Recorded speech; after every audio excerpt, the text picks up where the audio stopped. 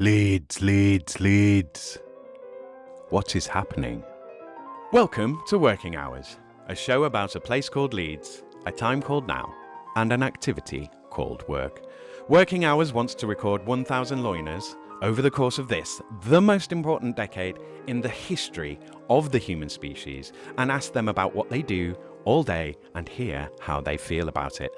My mission is to try to map out what my city, Leeds, a city that has declared a climate emergency, is doing during humanity's biggest emergency. On Working Hours, we hear how loiners have, are, and will be coping with our multiple crises: the global pandemic, Brexit, and of course, the ongoing and accelerating collapsing of capitalism, the state, and the climate through this decade. To do this, I need people like you, dear listener. Most of all, I need people who are in Leeds or who are from Leeds to come on this show and be my guests. So please join me and help me with this mission whenever and however you can.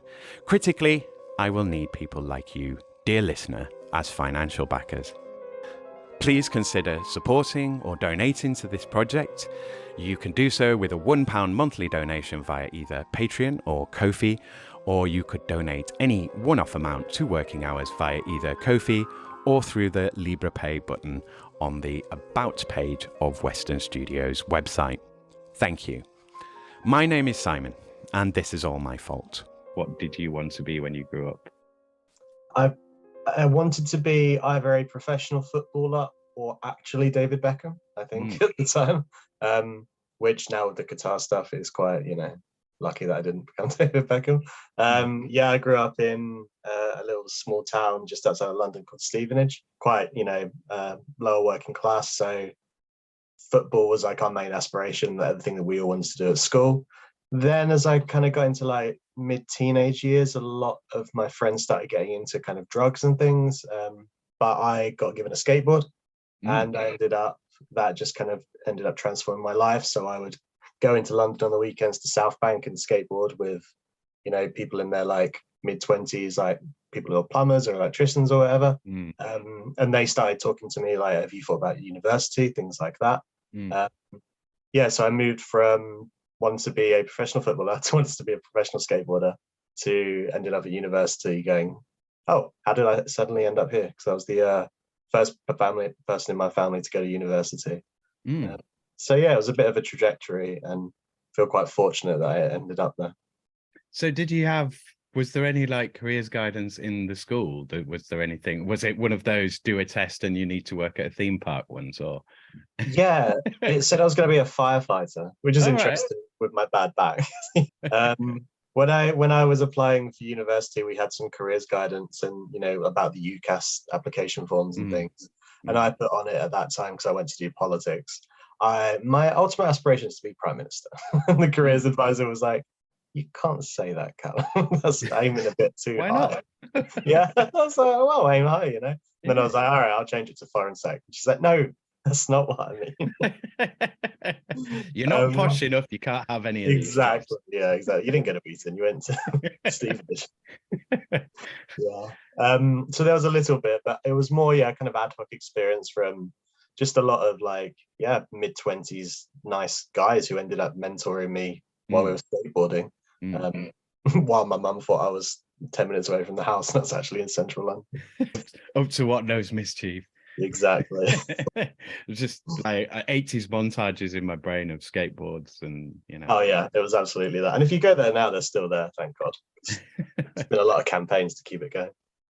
Yeah, I heard there was a place where I can't remember where it was, and I'm pretty sure it was when I was down in London, and the council had kind of like moved all the skateboarders on, but then there was like loads of crime, and then they were like, oh, actually come back because it was good having you here. Yeah, that was like what it was. It was a real hub, really. And I think it kind of ignited one of my academic interests in like spatial inequalities and that kind of thing, like, like the politics of geography. There's a lot of stuff in there. And like if there were ever any, because you'd end up there with 10-year-old, 11-year-old kids, and if someone tried to like mug them or whatever, it's just this sudden rush of the skateboarder community. It's fantastic. It was everything I didn't have in the small town I was growing up in. And I think it just showed me a different world, really. So yeah, that's how I ended up as an academic. Yeah. You're listening to Series 3, Episode 48, and to my guest, Dr. Calum Carson. This is another Zoom interview recorded on the 5th of December, 2022. Hello, loves. So, firstly, I want to encourage anyone who hasn't listened to the whole of Working Hours to go back and listen to the episodes you've missed. They're all a part of one work, all part of the mosaic of work for learners in the 2020s. I wanted to have this episode a bit later. The episode I wanted to run is the one where my mic didn't work and there's a whole load of work to do on it still. So that's going to be the next episode. And I am managing to finish out this series with a 50th episode. That'll take us to 80. Series 4 will start this month. I am still, as always, desperate for guests. You, listening to this in Leeds, you're perfect for this, and so is that person you're thinking of to be on it. Get on this show. Get them on this show. Honestly, it's a struggle to get people on, and I need loads of people. You can be anonymous. You can advertise your side hustle, whatever, as long as you have an idea or experience of work, you're over 18, and you're either in Leeds or from Leeds. I define Leeds as anything with an LS postcode, so if you fit that broad definition, get this on. Also, money. I need money. I need to access more resources, and I can only do that with money, and money comes with more people, bigger audiences, more guests, more referrals. I also need to be able to keep up with that as it grows. I will need more donations and memberships. Please do chuck in whatever you can. It all helps. And if you can afford to be big time and buy the £12 a month Patreon membership tier, then please work your having money magic and do that.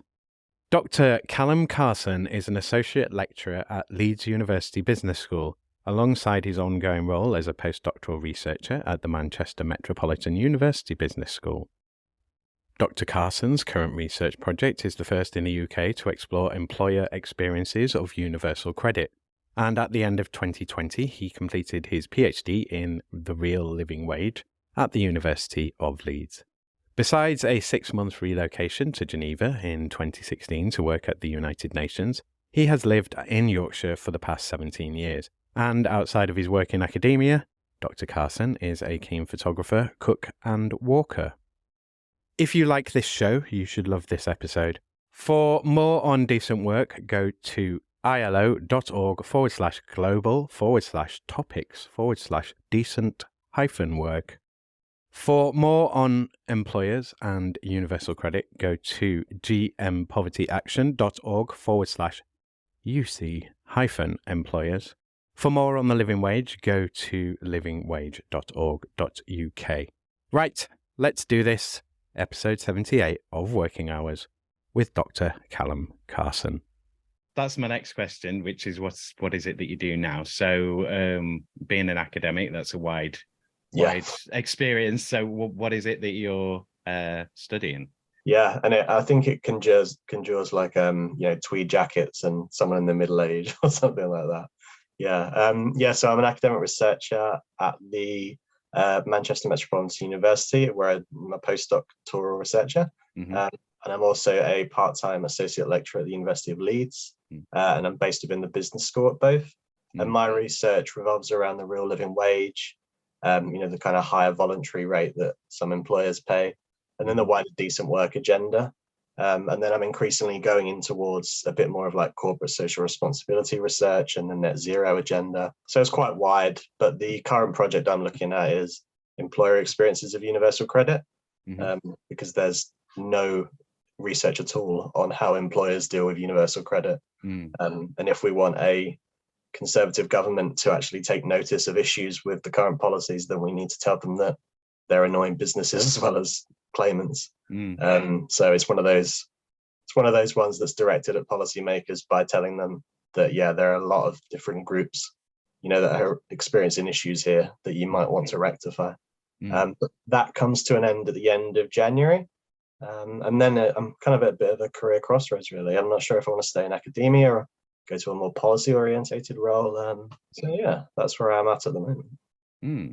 Okay, so I mean, they're all interesting areas of research for a podcast like this. So, yeah, do you want to take us through, I suppose, some of your findings, but or some of the things that you kind of coming across in the research, or even like the headlines of like what are the kind of, I don't know, threats and opportunities kind of thing. Like, what's the good and the bad? What are you kind of seeing from these things? Yeah, sure. Well, it'd be good to talk about our PhD first, I guess, because Mm, that's still the most major piece of research and I've done, and hmm done entirely by myself. So that was exploring the impact of the real living wage on like the UK employment relations system. hmm So it was talking to businesses about why they decided to adopt the real living wage. When hmm they didn't have to, they could have just paid national legal minimum wage rates. mm, Then to like people within the organizations in HR, procurement, or about how it was implemented, the issues around that, hmm and then the workers themselves about how they were affected by being uprated to the living wage, hmm and then to the living wage campaign itself about how they felt they were making an impact, how they started to begin conversations with employers about how to adopt the living wage, things like that. hmm Yeah, and the rationale for that was like, again, with my background, like growing up in a single parent household with a mother who, no matter how hard she worked, we were always struggling, even though she mm, was working so many hours. mm. Um, and just when I heard about the real living wage, there was an odd lack of research into that at the time. So I thought, go do a PhD in that. And the main kind of findings are, you'll be shocked to hear that if you pay people better, they'll feel more respected at work and they'll stay longer and feel more loyal to the company. Mm. Nobody should have to do research into that. It should be obvious. And I would imagine they also give a better performance as well. Yeah, they give a Yeah. better performance. They're less worried about, issues outside of work while they're at work. Mm, So this was kind of exploring like the business case for the living wage. mm, So some employers decided to accredit for that reason. Others found these things happened later, and then they'd actually accredited initially because they thought it was the right thing to do. hmm So yeah, it was exploring like the ethical and the moral case of the living wage and the business case of the living wage. What was more important to employers? mm, What were they most persuaded by in terms of arguments? mm, And it differed from every employer, but what I was really worried about was that I would find employers who were like, no, it was a terrible decision, I shouldn't have done that. And then I would mm. have to report those findings. But yeah, no, it was all uniformly positive. And am I allowed to swear on this podcast? Yeah, sure.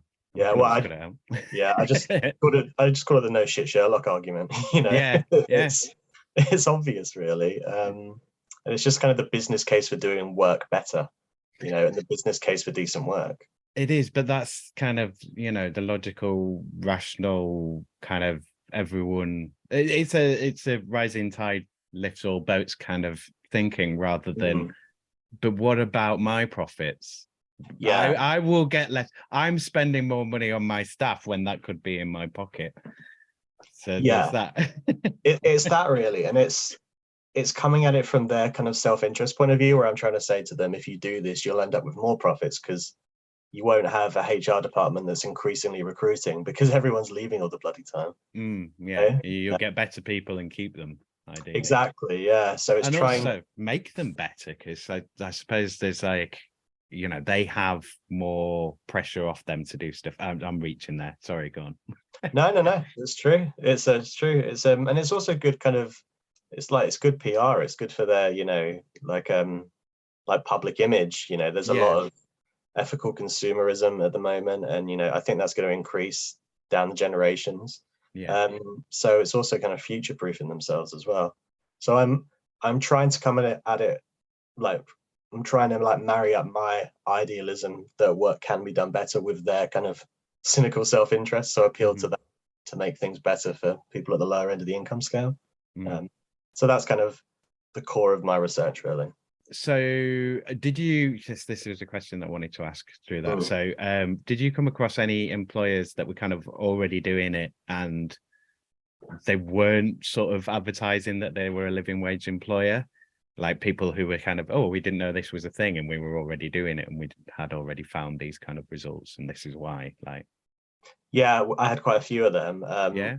Because the Living Wage like Foundation, who they kind of run the living wage accreditation scheme where, you know, sometimes you'll go into a shop like Lush, and you'll see the officially accredited living wage employer plaque. The real issue with the campaign is sometimes just visibility, you know, that employers are doing these things already, but they don't know about it. You tell them about it and then they sign up because sometimes they don't want to sign up for the clout themselves, but they want to sign up to show other employers that this is a thing that can be done. And, you know, this is something worth doing, particularly in industries like hospitality or retail where it's quite rare. So, you know, when I would be, because I've sat in kind of a lot of meetings with employers who are considering doing it. And that's kind of the blurring of my research and my personal interests, I guess.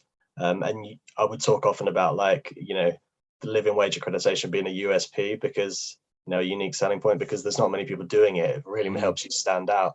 And one of the big findings I got from HR people I spoke to for the PhD was everyone who came in for an interview knew that they were a real living wage employer, you know, and it wasn't just people who were being paid at living wage rate, it was people a lot higher as well. And it just shows something very good about a company straight from the off. So yeah, that came up quite a lot of employers just going, oh yeah, we're doing this already, so we'll do that, and then that will give us a better USP and a bit of PR and help other employers. Yeah. Well, I mean, you know, it's not a bad thing to tell the world that you pay your employees enough to live.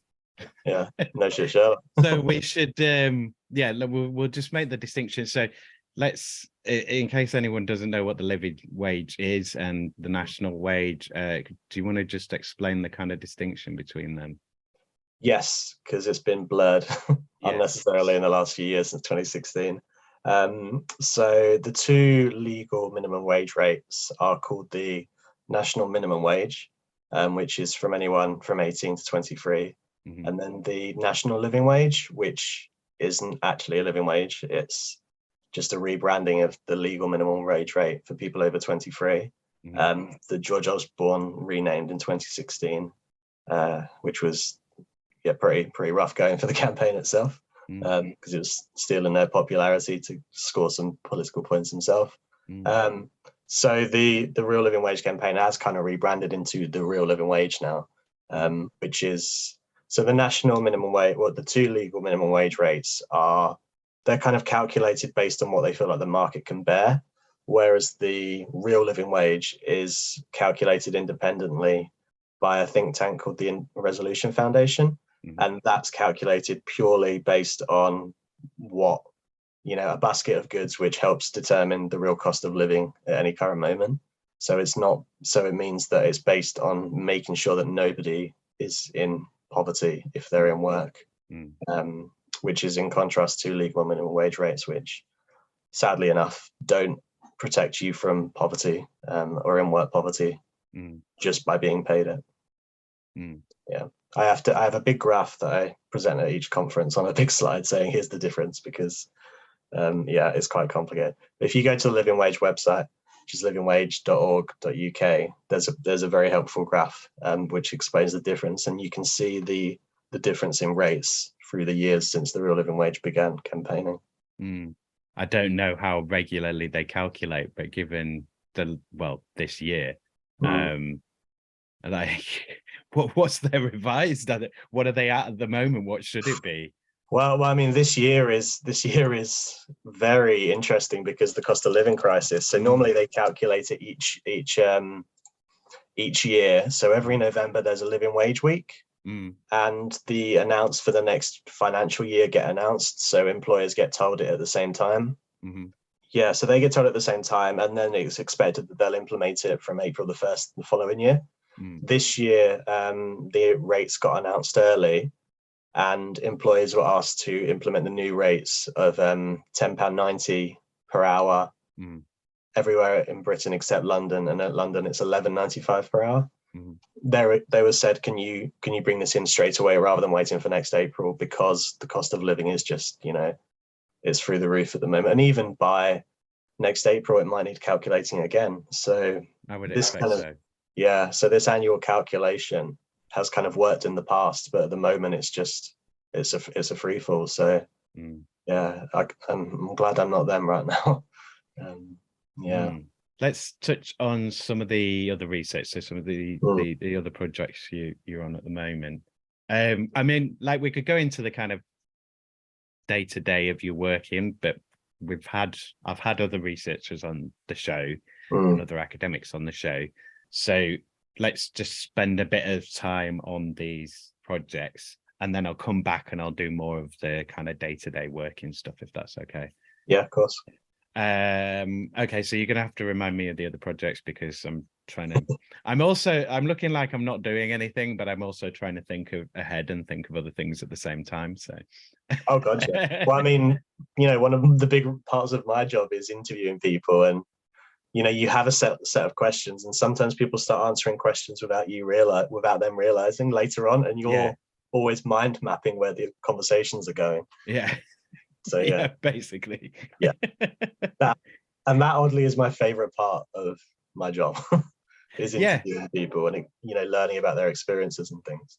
Especially when you've got questions, when you like you say, you're going to talk about this area, and then they hit them early, and then they sort of, that already makes you think about when you come to that question, if you want to bring other things out. And yeah, exactly, and you can remind them of it. And yeah, that's so, like, all of my kind of projects, like the common theme is that they're qualitative, which means interviews and talking to people about their experiences rather than just burying my head in some data set or whatever. The current project is employer experiences of universal credit. So the last year and a half, since August 2021, has been based on interviewing 85 employers across West Yorkshire and Greater Manchester about their experiences of universal credit.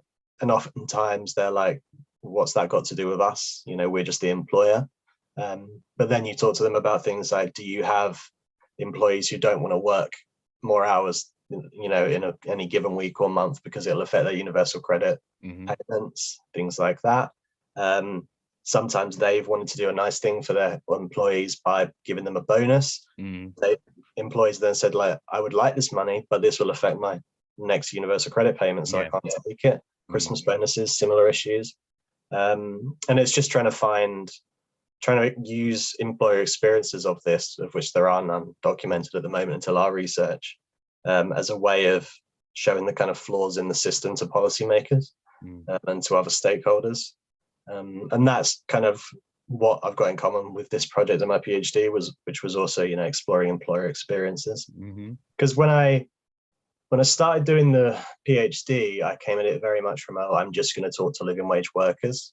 But there was some research out there already about how it feels to be at the lower end of the income scale around that. And I thought, if I really want to make some change and persuade other employers or policymakers to do these things, I've got to talk to the decision makers. Because the big thing I found was, for the living wage project, it was, for the PhD, it was the best thing to get employers to pay the living wage is to hear from other employers that it was good for them. So I just feel like my role is, like, not as an academic or a campaigner coming in and telling them what to do. It's just I'm just the middleman between the evidence and other people trying to pay it. And for this project, it's less about implementing something and more just about increasing understanding of how employer decisions can affect people who are in work but also still on universal credit, and how to kind of learn a bit more about that, how to help people that are in their workforce be better supported.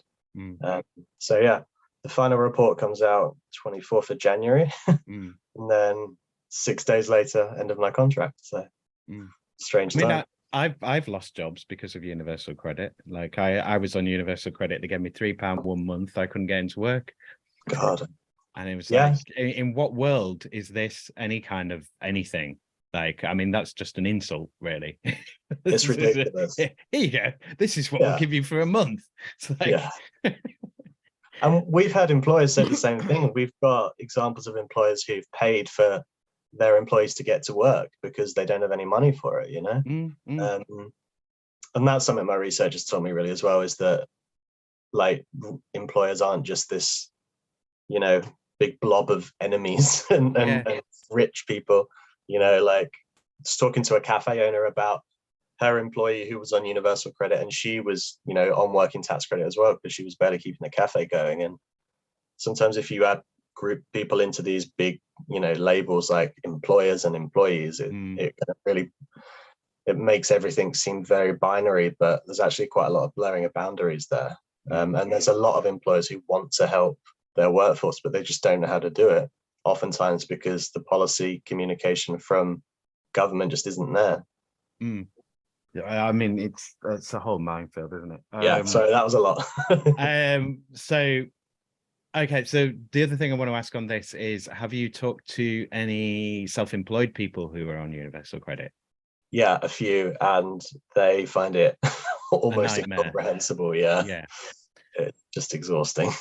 And as well, they're kind of, so I don't know how in any kind of way it's supposed to help unless you never make any money and and you have really low overheads and it just pays your overheads. But then, of course, it can only pay your overheads and you can't make any money. That's the way I understood it. So, and then when you go in and they ask you about your business, then they say, oh, well, you can't be viable because you haven't made any money. But then if I had made any money, you wouldn't have given me any money. Absolutely. It's one of those things that you almost feel like, is it designed to fail? Yes, it was. Yes. Yeah. And I don't know too much about the self-employment side of it, but I know that it's an absolute minefield, like you say. One thing we've been exploring is these kind of increasing policy moves towards what's called in-work conditionality, where if you're on universal credit and you work, say, 10 hours a week, there'll be a bit more pressure for you to work more hours, or instead of that thing where you have to evidence that you're looking for a job, this would be you evidencing that you're looking for more hours or looking to progress. So to me, that would seem like that's incentivizing you not to do that, not to work more, not to fill in more forms, and not to do anything further. In fact, it's probably telling me that working in the first place is probably a bit of a bad idea. That's just how I'd read it. And that's how a lot of employers have read it as well. And there's also employers who, because, the interviews we've had done with them, that's the first time they've even come across this concept. And you talk to employers in retail and hospitality, about the idea that if a worker comes to them and says, I need more hours, that's great when it's busy. Say you're a hotel in January after New Year's, it's dead. There's no hours to give. And they're worried that if rules come in that says, you have to be always looking for more hours, if you can't get those hours or wherever in your current role, you need to go to look for a different organization. So employers are then worried that they're going to lose valuable members of staff because the policy aims don't they clash with the realities of the labor market, especially at the lower end. It's trying to show that just because you have policy aims or you have a government who's ideologically obsessed with the idea that everyone's lazy and just doesn't want to work, rather than it's to do with childcare and universal credit and things. It's just trying to show that there's a very, very big clash there between reality and policy and the ideological aims behind what created those policies. Which is tricky. Yeah, which sounds to me like a kind of banging your head against a wall kind of mission at the moment. There is a bit of that. Yeah. We've got people listening. We presented an all-party parliamentary group in the House not in the House of Commons. That'd be interesting. In the Houses of Parliament a couple of weeks ago. We've spoken to lots of people within the Department of Work and Pensions and other policymakers at the local and national level. So people are interested in it. I think it's just, getting them interested in it and getting them to understand more about it is the first step. And the next step is, okay, what are you going to do as policymakers to actually make things a bit better here? Because it's clearly not working for employers or claimants. So, and I've never been an academic that, the big buzzwords in academia at the moment are research impact. And that's not something I've ever needed pushed on me. I've always wanted my research to have real world application. It's never been, I'm just going to write about this and 6 people are going to read it in a journal. I always want to be able to talk to policymakers and businesses and just people who can make a difference to people's lives. So that's always been the kind of overriding goal of my research. Mm. Sorry, that was a bit rambling. No. I'm like, so how have you gone about funding for these? Like, have you? I mean, has it been difficult to get them funded, or has it been quite easy? Are people kind of? Is there a hunger for the information that you're kind of proposing?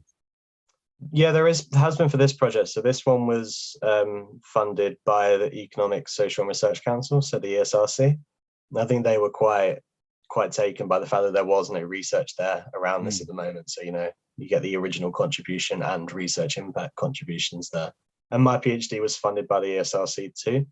And I think they're looking for, funding for research at the moment. There's a lot of focus on the social impact of what that is going to be outside of academia, which, is quite right. I guess it's public funding for research, so it should have a real world impact. So I think I've either been quite fortunate to have win the applications I've done, to have got the funding I've got, but it also might be that it's a good kind of lining up of the current agenda that they have with my research interests, which are very much talk to the real world and talk about the findings of my research to the real world. There's got to be so many gaps, especially in research in this kind of area, because I would imagine that the money is generally drifting into just saying the same thing over and over again to a degree. But like, so what, right, okay, so what's in my head is that there used to be things like industrial relations degrees and industrial relations journalists, and there were people who studied like not just businesses and how much money they're making or like new management techniques, but like the actual kind of human mechanics, not HR, but like how class issues and material issues and those kind of things.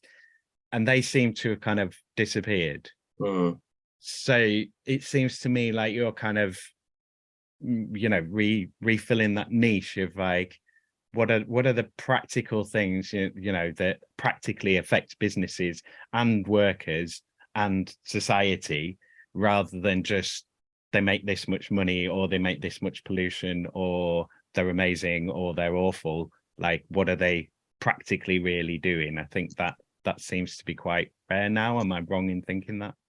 No, that's a good assessment. And I think I come at it from quite a kind of mixed view, because I did my undergraduate degree in politics. Then I worked for 6 years in an academic department on the admin side, in a geography department, where I saw a lot of what human geography is, which is, exploring the kind of like these kind of human angles to a lot of these wider things.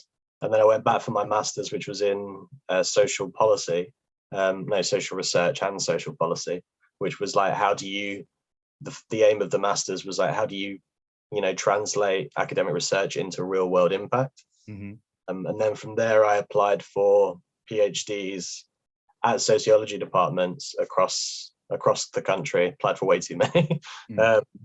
And then someone said, why don't you look into a business school? And I was like, oh, business school's just full of people obsessed with accounting. And they were like, no, there is a big drive in business schools to look at these things from an industrial relations perspective.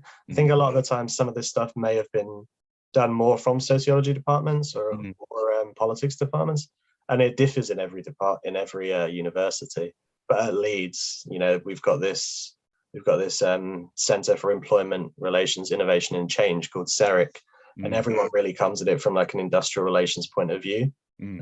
So the wider department doesn't really share that kind of focus or kind of idealism or focus on like the lower end of the income scale and labour market, but mine did. And sorry, I forgot the question. What was the question? That's all right. Yes, I went off on one. My point is, I've had quite a lot of different inspirations and different angles that have led me to this kind of core research philosophy, which is like, an intersection between employers and employees, and like the socio-economic ramifications of changes at policy level that affect businesses.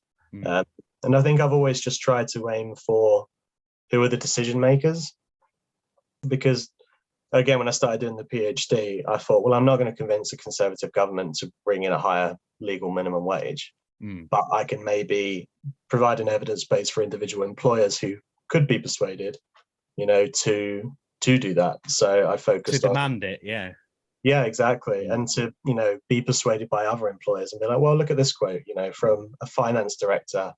So I've got a finance director who, a lot of the time, finance directors were the ones who were like, no, we can't do this because it'll just increase the wage bill. No one's telling us to do it.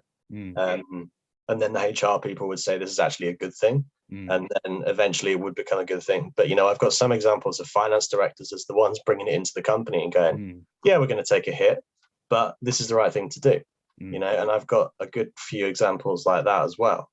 And that's persuaded other employers, because outside of my research, I've done a lot of living wage kind of campaigning and advocacy. I'm on the Mayor of Greater Manchester's living wage task force for Greater Manchester. So yeah, there's just a lot of getting to the right people, through providing an evidence base of people that they are interested in listening to, which a lot of the time is other employers, and for a lot of older school employers, a lot of other men. Well, it comes back to something that I've said a few times on this show now, which is peer pressure. It's the only thing that really works, and you can influence peer pressure with huge amounts of propaganda and so on, but it's peer pressure that makes the change. Let's move into some of the other questions so we can kind of push forward a bit. So we'll start off with COVID. So hopefully this will give us a bit of a sense of kind of your day-to-day routine. When we were going into lockdown, I want you to think about like when you locked down, at what point, if you did, and also, your workload at the time, did it increase? Did it decrease? Did you end up being furloughed? Like what happened through the lockdown, and what, if anything, has that changed for you work-wise? Well, I had a great head start on lockdown because I broke my ankle a month before lockdown. That kind of thing where you're just walking down some steps and you think there's an extra step. Oh, that's the worst. I was like, I could have, saved. It wasn't even skiing or anything. No, I didn't save a dog from a burning building, or I just walked down some bloody steps. I only had 1 pint as well, so I couldn't even blame alcohol. Oh God. Yeah, so I'd had like a month of lockdown before lockdown, and then lockdown hit. And it wasn't the best position I was in at the time because I was in the writing up stage of my PhD. Yeah. So you get funded for 3 years for a PhD, but typically it takes a lot longer than that. And you spend all your money in the first week. Exactly. Yeah, there is that. Yeah. So by the time lockdown happened, it had been 6 months since my last bit of funding. And I'd always had part-time jobs throughout the PhD, but obviously I couldn't do them because they were gone as well through lockdown. So I spent March to that November just writing up my PhD in my flat, which was a very isolating experience, as you can imagine. It's the roughest part of a PhD for anyone doing a PhD typically, but it was pretty rough to not be even able to go into the office or just commiserate with other PhD students. So that was a pretty rough time. Meet and have a drink and go, oh God, this is a nightmare. Yeah, exactly. Yeah, so that was rough. That was I think I submitted it on the 4th of November 2020, and then I had my PhD Viva examination where you have to defend it online on Zoom in a completely empty university on a stormy day, because luckily I'd had a key to a colleague's office. And then and then I finished my PhD, I put my mask back on, I walked home in the rain, and I was like, oh, so that was my PhD experience over. Oh, so unceremonious and unfulfilling, isn't it? Of just all that work and not even like a party blower. No, exactly. Because the 6 years I was on the admin position in geography, it was my job to I'd get a bottle of Prosecco in, and people would come out their Vivas and we'd all be in the foyer and we'd all celebrate and go to the pub. And when I started my PhD, I was like, oh, that'll be me in a few years. But my actual COVID experience and PhD experience are. So yeah, my experience of the pandemic is very much wrapped up in the end of the PhD. and just being a bit burnt out at the end of it. Mm. But at the same time, COVID's affected my work in kind of interesting ways as well, because my research interests are on the world of work, and the world of work is being fundamentally rewritten by COVID. And what defines the decent work agenda now, like flexible working and working from home, they're new elements now to the decent work agenda, in much bigger ways than they were during my PhD. Because during my PhD, like you and I would both have bad backs. I was quite worried about, would I be able to find a job if I can't work in the office 5 days a week? Yeah.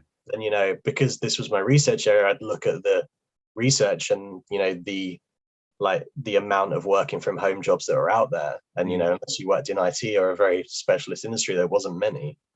So I'd already had some awareness of that, kind of from a personal and a professional perspective. And to see it just explode during COVID was kind of fascinating and quite gratifying personally, because I was like, I'm going to be unemployed forever after this because I've got a bad back. But yeah. Do you use the desk risers? Do you have a standing desk sort of thing? Yeah, I've got a standing desk and I've got the desk risers, and this goes down as well, but I've never really used it going down. It tends to be more just moving about a bit. Yeah.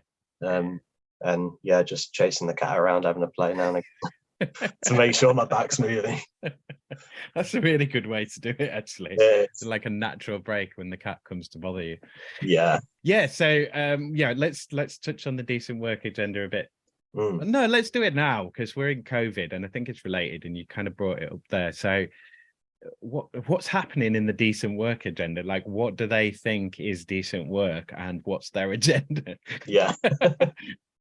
Yeah, well, I mean, I'm quite institutionalized by using the kind of phrase decent work agenda, because that's one that was really that's come from like the United Nations and the International Labour Organization. It sounds very sterile. And yeah. Let's have this perfectly reasonable thing that we can all be perfectly reasonable about. Exactly. And then in a year's time, everyone would foam at the mouth when they hear the term, because they've been programmed to hate it so much. Exactly. I like I said about the universal credit thing, you can have very nice policy aims when you're sat in a meeting room talking about it, but when it hits the reality, it's very different. Yeah, so I initially came across it halfway through my PhD when I got offered a placement in Geneva at the United Nations within the ILO, the International Labour Organization, kind of looking at interviews with online crowd workers, so people who did little bits of work online through Amazon Turk and things like that. And it was about their working conditions and how much access they had to like social protection, like a minimum wage and things. None, I imagine. Absolutely none. Yeah, that was the answer. And it's also because these things are so international, you can't just tell a government can't institute a living wage, because these things are global at the time. And it was exploring this kind of, how do you make work better for people? Like essentially, like decent work agenda is making work better for people, and mainly focused on the lower end of the income scale.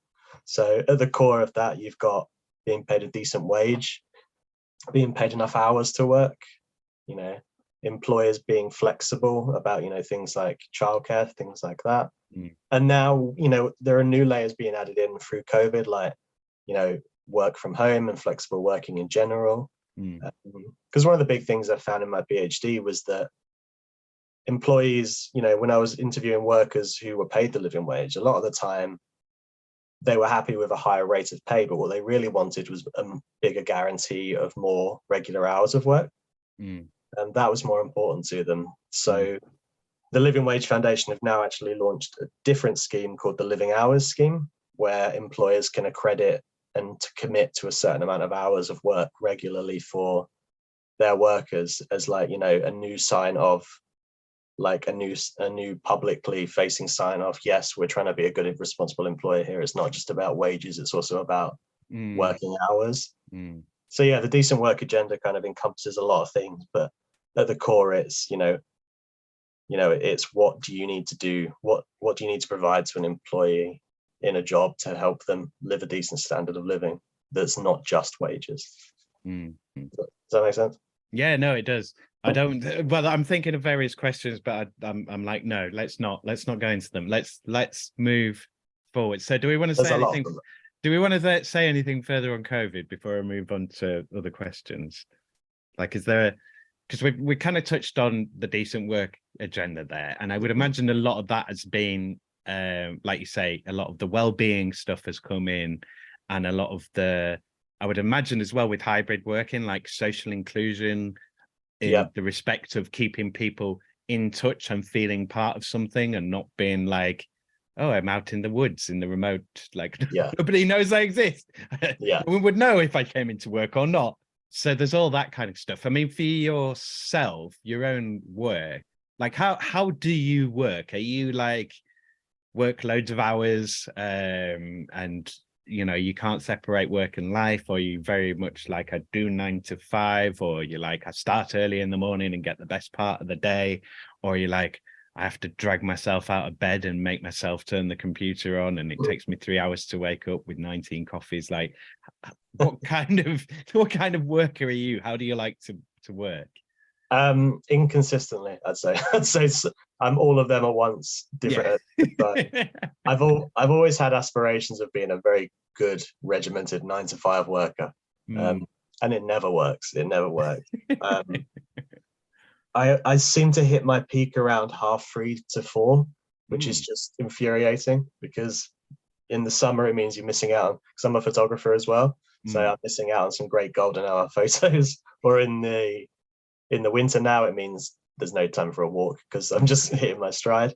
And it's quite hard to motivate yourself, because a lot of my day-to-day is just, you know, like I'm based in Leeds, but my job's in Manchester. Because of COVID, we don't have an office space. You know, they're just work from home. So that's one way that my work's been affected. Although, you know, you could argue more that it's been more affected by my unwillingness to move to Manchester, because Leeds is better. So it is quite difficult sometimes to motivate yourself. And I go through peaks and troughs of that. I've had a very good last couple of weeks, because the final report for the project's being written, and there's just been a lot of this has got to be done by 5 today, you know, and you just do it.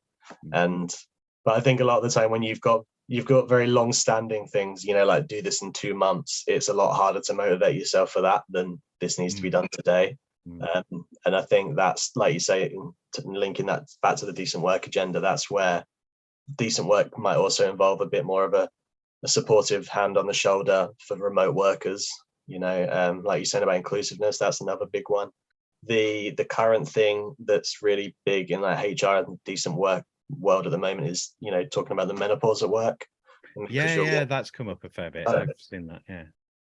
So there's a lot of new elements being brought in, which is really good to see, because, you know, through the cost of living crisis after the pandemic, it'd be so easy for this kind of thing to just be considered extras that aren't required, when they absolutely are. And they all feed back to my original PhD argument, which is, you know, you treat people better, you help them feel more supported at work, and they'll be happier at work. And shock horror, they'll work better and be more productive if they're happier. It's not rocket science, and there's an economic incentive for that, which is that your business will do better because your workers are doing better. I know it's not as simple as that in reality. Well, but it fits those kind of, I mean, it fits this sort of, or it's easy to see it as fitting like a kind of LinkedIn professionalized version of work. Like we all work in the office kind of thing. Whereas, you know, if you work in a, you know, like really hardcore call center where you're doing sales or whatever, the majority of people know what they're getting into there. Okay, there's all sorts of arguments around their politics and their finances outside of work, but most people would kind of go, right, they know what they're getting into. They know they're going to be worked hard. There's a chance of reward kind of thing. And it's easy to kind of say, well, if you don't want those low paying jobs, go and take another job. But it's about raising the whole thing up. And I suppose on that level, it's kind of like saying to those call centers of like, if you pay your people enough to kind of get into work, I can't hear myself anymore. Can you hear me okay? I can hear you, yeah. All right. If you can't get into work, for example, then they're not going to make you any money. So you need to pay them enough to get in, to do the job, so that they can then get their commission and so on. Does that make sense? Yeah, it does. Yeah. And like you've got to give that basic, that like, if you don't want to give them anything, fine, but you give them the basic dignity of being able to like do the thing that you want them to do, and then from there it's up to you and them. That's what I'm trying to say, that kind of, there is a place for people to kind of dismiss it, but then at the same time they kind of need to accept that everyone needs raising up, or no one's going to get further up.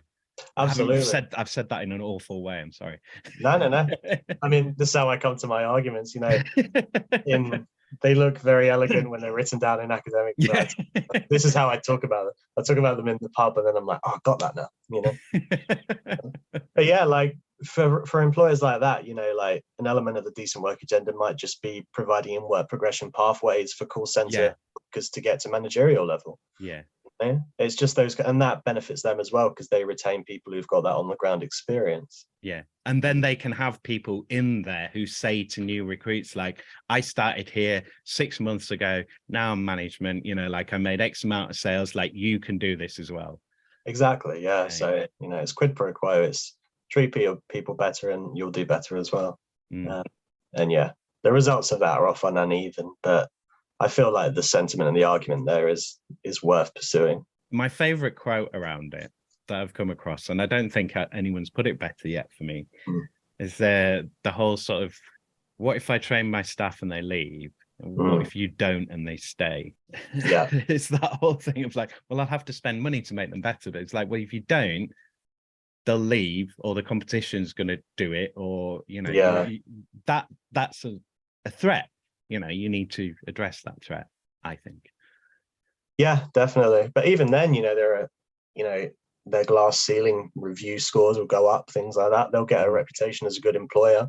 Because, we've got employers who, have you heard of the Kickstart scheme through COVID? So like we talked to a lot of employers for this project who, employed people as Kickstarters on that, so that's 6-month placements funded by the government to create a new role within an organization to help them out through the pandemic and help a young person have some experience through a pandemic. And I don't think I've ever explained it that elegantly before. It's taken a year and a half. But we spoke to employers there who said like they designed roles not to help them. It wasn't so they could then progress within their organizations after the placement, because there weren't any positions available. But they designed the roles for those Kickstarters longer term career development with other people. Because as employers, they felt like they had a responsibility to help support people, not just into work through schemes like Kickstart, but into better work and, better employment opportunities. So, one element of like the decent work agenda there is just looking after your employees' longer term career development aspirations, even if it doesn't benefit you and your organization specifically. This agenda is just getting bigger and bigger, isn't it? But that's the case, isn't it? It is that problem with work of well, how do you imagine it?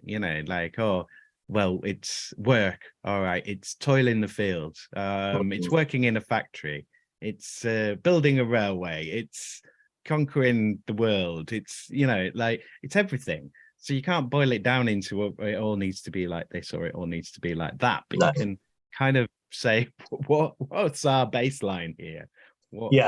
It's just setting some standards, really, and these things are different in every industry, and people's individual living experiences of work are different for every person, because every person is unique. Every person has their own mental health struggles or concerns outside of work that then affect their time in work. So this is more just about setting down some, like the legal minimum wage is a regulatory, you can't pay under this, even though if that's well enforced is another argument. It's just setting down some guidelines to say these things should be done at a minimum, and it's not just as a minimum, it's like these are the minimum, please go beyond them as well if you can. And peer pressure should help you do that, because if others employers doing it in your industry, you should want to compete with them on these elements too, because otherwise you just get all your staff poached anyway. So self-interest. Shall I try and make it look like it blends in seamlessly? I don't know if the audio match up anyway, so I'm in the same room, so hopefully it will. Okay.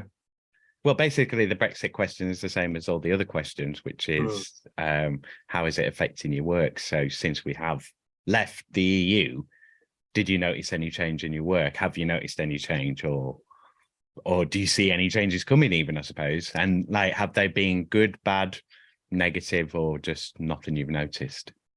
All of the above, really. Okay.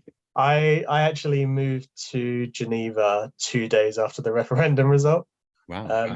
So I was in the middle of my PhD, and I got a call that said, we're looking for someone with a bit of expertise in the living wage to do, a placement at the United Nations in Geneva. Do you want to go? And that was like 2 weeks earlier, and they were like, yeah, you need to decide pretty quickly to be on a plane on the Saturday morning. So yeah, I moved, to not the EU, but to Switzerland, which has the freedom of movement agreements and everything with the European Union, just as they were being taken away from us back home. So I had so I would do my grocery shopping in France, which I could see from my bedroom window every Saturday. So I would just walk across the border because it was a lot cheaper to do my food shopping in France than it was in Switzerland. Yeah. And there's no border controls, there's no nothing. So I got this great sense of the freedom of movement opportunities within Europe, just as it was being taken away from us. So I think like living abroad and living specifically in that situation gave me a real sense of just kind of how isolated the UK was, even before Brexit, really, just how different it was to the rest of Europe. And then kind of returning to the UK since then, into like a post-Brexit landscape, or, at least the landscape where Brexit was in process. I think I've always kind of felt since then like a bit one step in, one step out from the UK. Yeah. And I think I've tried to, like, subconsciously, but possibly a bit consciously at times, like, alter my approach to how I kind of look into my research in general, my research interests. I think I've tried to internationalize them quite a bit. Yeah. To give me more opportunities if I decide to move abroad. Yeah. And that's not just because of, just because it'd be nice to live abroad because of Brexit, but there's also just a practical point of funding streams. And, if we we have left the EU, a lot of the funding for academic projects is gone. That tap's turned off, and the government is on another new austerity drive, which is going to affect research grant funding. And if I'm looking to do a career in academia where I specialize in research, that's not an ideal environment or situation to be in. So yeah, I'm increasingly considering moving abroad, but it's finding the right time, it's finding the right place. Yeah. Because at the moment, there is just a perfect storm for kind of future research funding within Britain. Yeah. And particularly for research focused academics such as myself. Yeah. So yeah, like to summarize, I guess I think it's kind of affected my work more widely by helping me considering the possibilities of opportunities abroad more than I probably would have done pre-Brexit. And then just kind of giving me a sense that, I've been increasingly aware that my quality of life could possibly be a lot better abroad than in the UK. And I feel like there's a sense in Britain of just when things are bad, we think to ourselves, oh, it could be worse, but we never think, well, how could it be better? Well, yeah, and our response always seems to be, but let's make it worse. Yeah, exactly. Yeah, and it's like, oh, well, it could be worse. Oh, well, let's make it worse then. Yeah, let's just keep no, let's not. Yeah, and I think it's obvious to like a whole bunch of people now. Like, I mean, we've just moved ourselves completely out of being like this sort of us being a G7 nation and a world leading nation and stuff. And it's just like we've moved from that category into like, B/D tier kind of like nonsense place with like, very low quality standard of living, because the majority of the people that are going on strike are, people that are going to food banks. And these are people in professions, in jobs where you have to train for a long time to get into them. They're supposed to be good, well-paying jobs. And then all of those industries, people are leaving because there's been loads and loads of cuts. It's a nightmare. And then there's all the strikes that are on today. Yeah. And still there's a press that's going and defending a government that clearly is not working, you know. It seems that Britain is working, but the government isn't working. Yeah, and Britain is working, but constantly being told it's not working enough. Yeah, and it's not getting paid enough is the problem. Yeah, and why won't it just, put up with increasingly bad pay protections and decent work standards? Yeah, and having your rights ripped up. Exactly, yeah. And yeah, that's another thing that worries me about Brexit is, the working rights implications of that, and employment rights, and what's coming down the line if we get another Conservative government, even after the next 2 years. So yeah, a lot of that stuff worries me, and I'm finding it increasingly hard to understand how it could be turned around in Britain, particularly when there still seems to be 30 to 35% of the population that will always vote for the Conservative Party. It's hard to figure out where we go from there. But yeah, but things do change, and they can change quickly. Exactly, yeah. That's the other worry. Like, is moving abroad just abandoning things? Should I be working to make things better here? It's those kind of issues, really. But I don't think I would have even considered moving abroad if I hadn't had the opportunity to live in Switzerland for a while. And I think that's really kind of just broadened my outlook to life and work and career in quite an expansive way. And Brexit has kind of just exacerbated those feelings.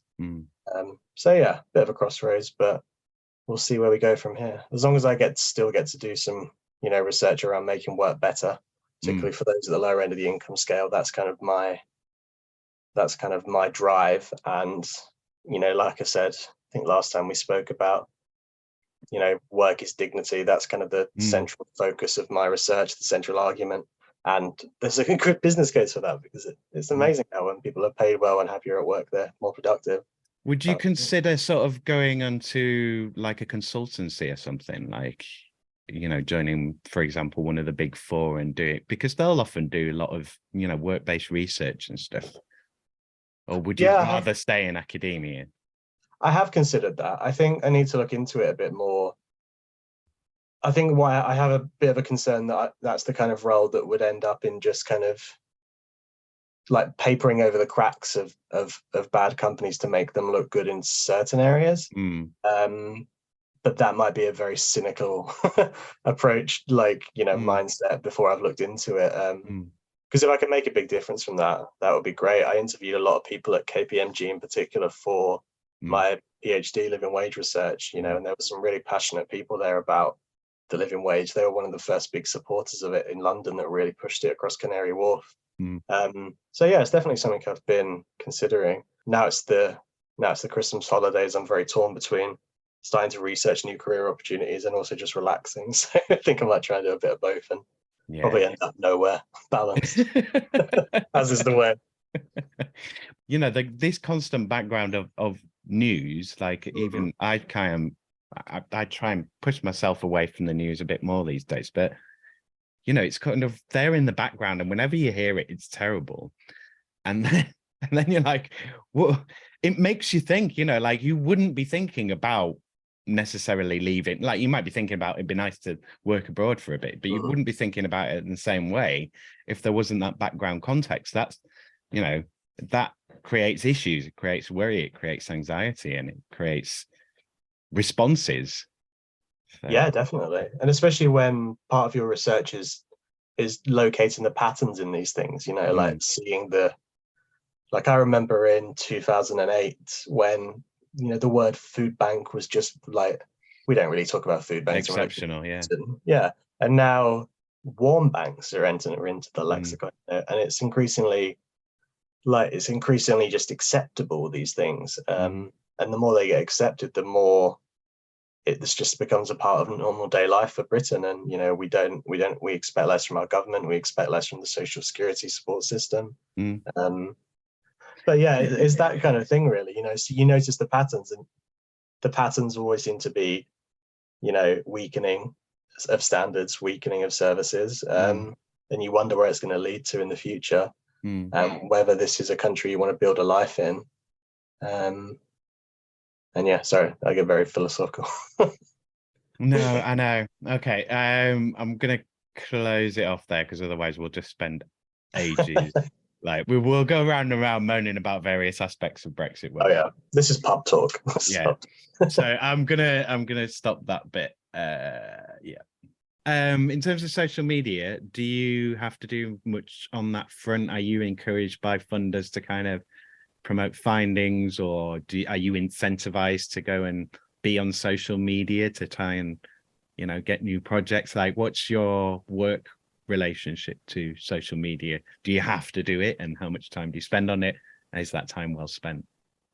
Yeah, I don't think anyone's has ever told me I have to do it. I think, you know, people say as an academic it's good to have like a social media presence, and specifically on Twitter. That's where a lot of the conversations happen, which can be risky as well, because, you know, it kind of encourages a lot of just free flowing debate, and then you think any academic can see that ever. Anything you write, and that could affect their view of you in the future, of what you believe or whatever. The other issue of that is if you say you have, you know, a certain disdain for a certain government of the time, and you say that on Twitter all the time, but then you want to talk to policymakers, they're not going to want to talk to you, because they'll think anything they say to you will just get twisted out of, you know, out of turn, and they'll just be made to look even worse. So it's that tricky balance to find where you want to show what you believe in, because what you believe in is essentially what you write about in academia, but also kind of make sure you're maintaining and establishing kind of professional relationships through things like Twitter and LinkedIn. So that's that side of it. On the recruitment side of it for my projects, because I talk to a lot of, like, I set up a lot of interviews. It's quite hard sometimes to get people to sit down for interviews, because they often think they've got nothing to say, and then they talk for an hour. I was like, we'll get through this in half an hour, because I don't like being interviewed. Apparently we're still talking, so that's good. So Facebook and Instagram are quite good for that. Facebook's been quite interesting for this project, because I've like joined a lot of the local, like, town groups, like Ilkley, Otley, Branhope, all that kind of stuff, to find little local businesses who will talk. And then, just because I don't use Facebook too much, I'm still in those groups, and I've been seeing like a lot of interest in local employers doing stuff around net zero now, which is helping me formulate my new research ideas for for future projects. So sometimes this use of social media can have kind of ramifications down the line that you didn't expect. But yeah, so it's a complicated relationship, but it's nothing too controversial. And then Instagram, I just mainly use personally for my own photography, and to show people pictures of the cat, because everyone people like cat pictures. People like cats, yeah. Well, the internet does for sure. Anyway, dogs as well. The animals apparently just go wild. It's next on my agenda. Get a dog. Decent work agenda for me. Yeah, if you're going to say anything online, say it with an animal. Absolutely. I think that kind of covers social media. I mean, let's do the kind of internal comms. Are you, when you're contacting colleagues, or, sort of interview applicants and so on, is that mainly just sort of email? Do you use things like Slack, or what's the Microsoft one? Come on, brain. I can't believe I've forgotten the name of it. Oh, Teams. Teams, yeah. It's all right, it's a Monday. It's fine. And I've just hammered you for an hour with my... It's like the most sacred work word, isn't it? Team. Yeah. So, Microsoft Teams, like, do you use any of those? Do you find them useful? Do you find any, like, is there any particular tool that you think, oh, that's really good? Like, I would find it very difficult to work without this. In terms of social media and recruitment, it was more direct messages on Twitter, and just say, can I email you? Can you give me your email address, and I'll email you more details. And then I'd email them, and then I'd be like, right, let's set up a Teams or a Zoom call to just chat about the research. Then you go through the whole, oh, you don't look like an academic. Yeah, that's true. I wasn't born at 50 with tweed on, and then they relax a bit, because I think sometimes people hear the doctor and they get a bit nervous, and then they realize they're actually talking to another human, and it's fine. And it doesn't take 70 years to get there. No, it doesn't. Thankfully. Yeah. So yeah, it's kind of like Twitter is the is the beginning process, and then it kind of flows through Teams, Zoom, emails, that kind of thing. And it's just about establishing trust with people before they'll finally sit down. And the other people are just like, yeah, I'll meet you, in cost for an hour on Monday. We'll chat about it. So it's different with every person. But social media has been incredible for just helping to recruit employers and employees, because I can't imagine how hard it was before this. Yeah, and find people. Yeah. Notice in the newspaper or something. Yeah. So in your work, is there anything that you can do to either raise awareness or to mitigate or adapt to climate change? Is it a concern for you? If it's not a concern for you, why? I suppose, because I haven't asked that question yet.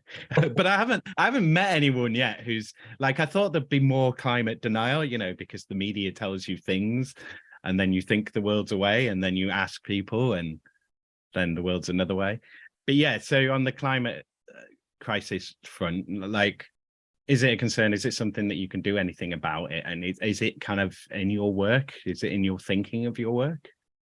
Well, the Earth is flat, and there's no such thing as climate change. No. Well, it's good to hear that from an academic, at least. There you go. Please don't take that out of context. You've got that on. You will have a copy as well, so you will have the context. Yeah, fine. I protect my guest, or I try to. I'll take that. It's not affecting my work at the moment, but what it's doing is making me formulate my new research project ideas in a new way. So I'm kind of increasingly moving from just like a sole perspective on like the living wage or like, the decent work agenda to kind of a new, I'm still trying to formulate the ideas around this. So like writing up the notes for this was the first time I'd really written it down. But, I'm trying to develop a proposal around like exploring the business case for employers to like kind of commit more strongly to net zero initiatives, which would be along similar lines to the core arguments of my PhD. There's an ethical benefit to that, which is, we don't all burn to death. But there's also a business case for that, which is the net zero, perspective, like the agenda is coming. I'm trying not to use the word agenda too much because of the decent word stuff. But this is going to become more and more important, as time goes on. So getting ahead of this and embedding this within your organization, it's good for your corporate social responsibility. It's good to attract high quality candidates.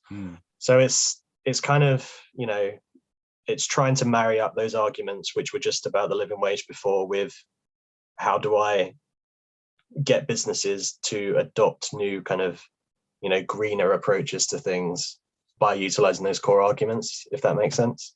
Yeah. And then another side of it is I'm quite interested in the need for kind of a strong, government regulatory response to net zero. A kind of wider, so that would be like a wider business case from a government perspective for the UK to become a world leader in like, reskilling for green jobs. And then as the wider business case for making these jobs decent work orientated, workers paid the living wage. But I'm still trying to figure out the exact details of that and how that would work and how it would be funded, which is always the next step. So yeah, it's the most important challenge we face today. So kind of attempting to like marry up my existing research interests with that and then tying them into an exploration of what I'm already interested in through a climate change perspective feels just like the right thing to do and the common sense thing to do. If I can do anything through my research to help, combat climate change, I'll do it, because, like I don't know as much about concrete as your previous guest, but hopefully I can, look at the socioeconomic ramifications of it and help things in that kind of small way. And on a personal level, I just try not to think about climate change and the ramifications too much, because it's just terrifying. Yeah, and and I can see why people are put off or whatever, because it is one of those things where you kind of every page is a new horror. Yeah, absolutely. There was just one this morning on Twitter, and it was like about methane, and I was just like, oh God, for God's sake. Yeah, it's all terrible. But anyway, so I did have quite a good segue here with the UBI. So, Mm. so this is to do with, I've said this a few times, so I don't feel like I'm necessarily, but like maybe I am pushing an agenda now at this point. But like from doing this, what I'm taking from it so far, and bearing in mind this is my subjective, massive bias, I'm not a big fan of work. I like doing stuff, and I do like to work hard on stuff occasionally, but I don't want to work hard all the time. I don't want to get up and I don't feel like my life's validated because I worked hard, kind of thing. Yeah. But I think on the climate front, it's like we need to get money in people's pockets, pay them more so that they can deal with just the day-to-day, and work less, not more. Everyone working less, because there's loads of work to do, but there's also loads of unnecessary work going on that people are killing themselves spending too much hours doing. So let's reduce the whole amount of work, give people money, and then let's see the actual work that needs doing, concentrate on that, get it done, do it good. That's my perfect world kind of scenario. So with that in mind, that's my link from what you said about climate change into UBI. See what your opinion on UBI is. So if we had a universal basic income, would you still be doing the job that you do now, do you think? Would you be doing it the same way if you would still be doing the same job? And if you weren't doing this, what else would you do? What would you be doing? Big questions. Yeah. And just to go back but not to deviate, another core element, decent work agenda, big at the moment, 4-day working week, which I did want to rise a lot. So that's a big one. I mean, certainly I would, and this is something I'm looking at now because this current job's coming to an end. I'm looking at jobs that do have 4-day working weeks as something to explore, and not just from like a personal perspective, but also what it says about as an organization. I do think I'd still be pursuing my research interests. I'm not sure that I would necessarily, and I'm not sure I even do at the moment, feel that I would have to pursue them from within academia. I think there's a real tricky balance sometimes between the fact that a lot of the jobs that enable you to do these kind of things well in a charity or in a research environment or whatever, they're short-term and they're insecure. And that, unless you're from a very wealthy family or something, or you have some sort of financial safety net, that kind of really reduces the risk that you're willing to take, because I'm sure I have like an overinflated fear of destitution and unemployment, which is just something that I've been dealing with because of my background, and because I feel so fortunate to have got here already, that I'm just waiting for it to be taken away at any moment, which very much which that fear wouldn't be there as much with a UBI. So I think I may take more risks with my career, take more short-term kind of campaigning roles that could maybe help more directly, but I wouldn't have to worry about how I'd pay the rent in 6 months. So I think I'd take more risk, and I'd probably approach things from a much more kind of face forwards approach to like campaigning and activism than the research side of things does. It's just hard to find that balance between being financially okay and taking risks when you know that you don't have anything to fall back on. So I think it would give me more allowance there to take more risks, and it would enable me to cut my hours down and have a better work-life balance. I think as I've come out of it's taken me like a good couple of years to come out of the burnout from the PhD, and to remember that weekends are a thing that you don't have to feel guilty about when you're doing them. And I'm still finding that balance between relaxing on a weekend and leisure time, and then feeling like I've got to be productive in other ways, and because I think getting rid of that guilt that you should be working all the time after 5 years of a thesis is a long process. So if I could, a 4-day working week would enable me to find a better balance there, I think, because when fitting in everything you have to do as an adult with the fact that you should also be relaxing a bit on a weekend as well, it's hard in 2 days. And then I think maybe I'd kind of pursue my interest in photography a bit more perhaps professionally, you know, take a course or take up some. I've always liked the idea of using my photography to document workplaces, or just ways of like using photography as a way to communicate like research findings that aren't just 20 pages of academic-ese, barely anyone can read, you know. It just be the ability to have the time and the freedom to think about these things and to formulate them in your head, very much like I'm doing right now. Yeah, so I think it would just give me brain space and financial security to take more risks, if I could summarize.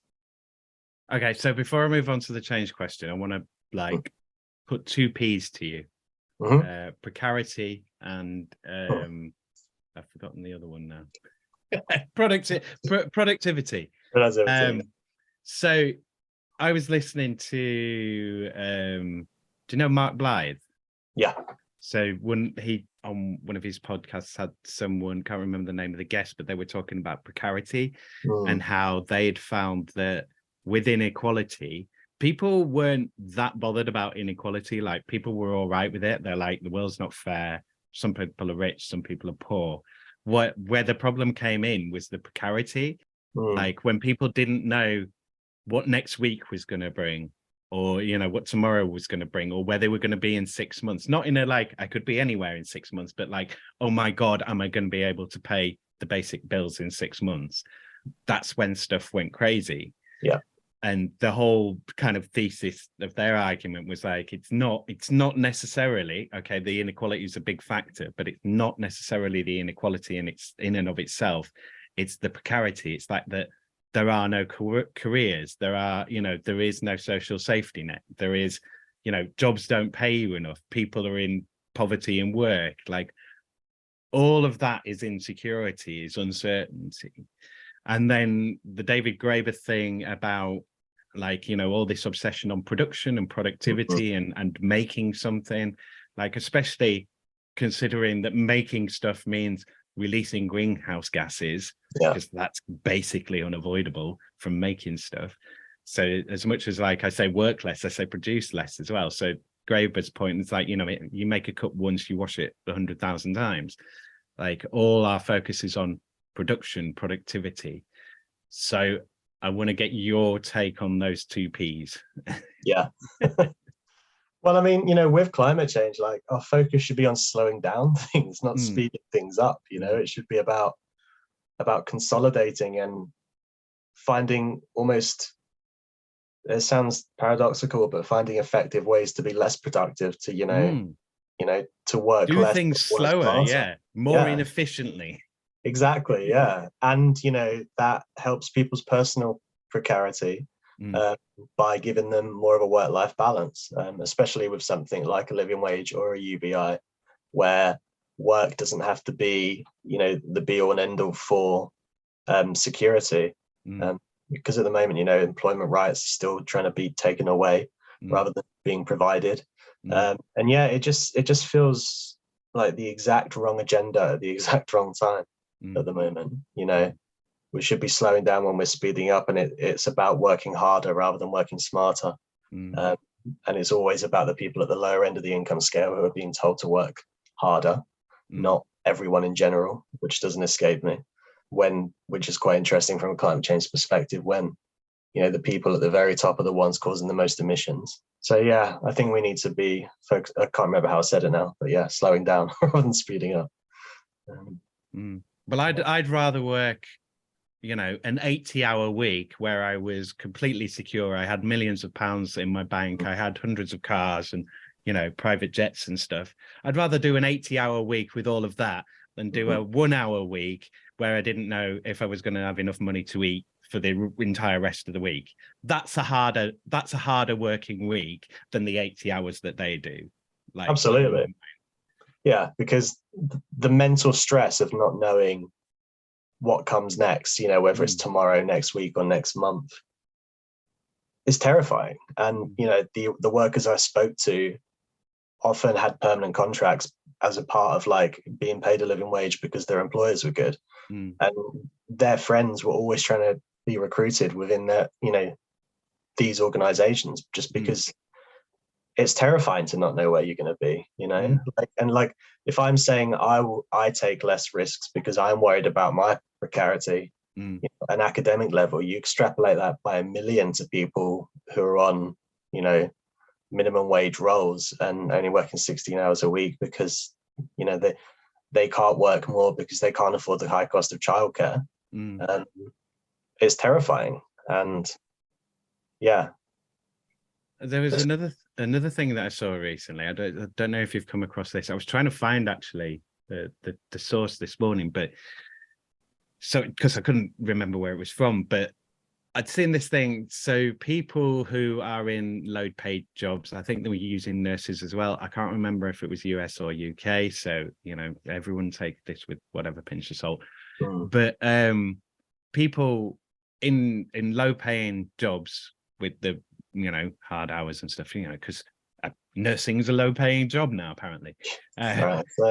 So yeah, they're having to use taxis to get into work because they live in areas that are deprived, that don't have decent public transport. So you can't rely on the public transport, and it doesn't go around there anywhere. You have to walk 20 miles to get to it. So people take cabs, which is using up a huge chunk of their money already, like their earnings, to get into work. Is that something that you've come across? Because all these kind of, it's like, that's counterintuitive, but it's just like, if this doesn't happen, I don't get that. I don't get into work because I'm not going to walk 20 miles every day to wait for a bus that doesn't turn up, kind of thing. Like, people do these things for reasons, not because they're crazy or stupid. It's because their options are limited. Like, have you come across any things like that, or additional, seemingly contradictory things? I mean, that's the other element that I'd like to write more about, but I haven't really been able to through this project, which is like the regulatory response to these kind of things. Like, I can't, as much as I talk about employers, taking up the baton where government's failed, at the same time, it sometimes things still rest on government shoulders, like public, transport and stuff, to get people to work on time and to do it regularly and without stressing them out even more about whether their bus is going to turn up, which, we know a lot about in Leeds. So yeah, that's the other element. That's the other flip side of my research, really, which is that you can't just outsource everything from the state to individual employers to make better. The government still has a role to play here, and the state has a big role to play here in making sure you're protecting people and making sure they can get to work and provide good work through just making sure they can even get to the front door, and just providing the kind of what I call like the regulatory framework for, decent social conditions. The UBI could be part of that, probably not under this government, but a different government. Public transport links is one of them. Like, I live in Leeds but work in Manchester, and every time I go to Manchester the trains are cancelled, and I just often think, if this, like, the last couple of months has just been absurd, and if this was happening down south, it wouldn't stand. They wouldn't have. No. Like, I know Southwest are terrible, but I've never seen anything like this in my lifetime, in my professional lifetime. And it's just, when you let those things slide, everyone is affected and everyone's working lives are affected. And that is always going to be magnified by the people who are already struggling just to get to work or just to survive, at the bottom end of the income scale. So yeah, I don't want my research to feel like it's only saying, employers have to do everything themselves. The state still has to step up, and certainly step up a lot more than it is doing at the moment, when it feels like it's trying to withdraw from the social contract rather than protect people more, which is absurd in the middle of a cost of living crisis. Well, we live in the age of the absurd. Yes, we do. Thick of it is no longer parody. No, it's now a training video. Yeah, it really is. This is what you'll be doing. Except with more crime. Yeah. More procurement. Yeah, more dodgy dealings. Yeah. So, change question. I think this will be interesting. So it's basically, the question is, if you could change any three things at work, what would they be? They can be as big or as small as you want. You don't have to use them all. You could say everything's perfect. I don't want to change anything. And as well, I'm going to add this caveat here for you, kind of based on the research of like, and the decent work agenda kind of thing of like, what 3 changes do you think would be useful to see in work? I think we've kind of probably touched upon them, but yeah, if you can think about that as well. But yeah, so what would you change if you could? Yeah, well, I mean, my first one for me would be an answer to the wider question as well, which is, so for me, it's like the complete proliferation of like short-term insecure contracts in academia, which is just, it's pretty much commonplace now. You finish a PhD, you know, you work very insecurely for a good 4 or 5 years before you may be lucky to get a lectureship somewhere in the country. It means that so many talented people are leaving academia because they're not willing to do it. It's certainly something, you know, that's on my mind a lot, because there's the risk element that I mentioned earlier, but there's also the element of, you feel a bit like a mug at a certain point, that your passion for your, you know, profession is being taken advantage of to enrich people at the top while you're floundering around in insecure contracts. Feels like every job I've ever done. Yeah, exactly. And it's like, not the insecurity part of it, but the taking people from mugs part is very relevant, I think, to nursing, because, you know, my sister's a nurse, and, you know, people go into nursing not because they want to be rich, but because they want to help people. Yeah, but they do want to be able to eat and have a house. This is it, you know. So it's just this idea of the conditions can be worsened because people will always want to work in those professions. And for me, that's, you know, people will always do these insecure short-term contracts in academia because they want to stay in academia. But it's increasingly difficult to feel secure in a career, or to feel like you have a long-term future within academia if this keeps happening. And you'll always have one foot out the door.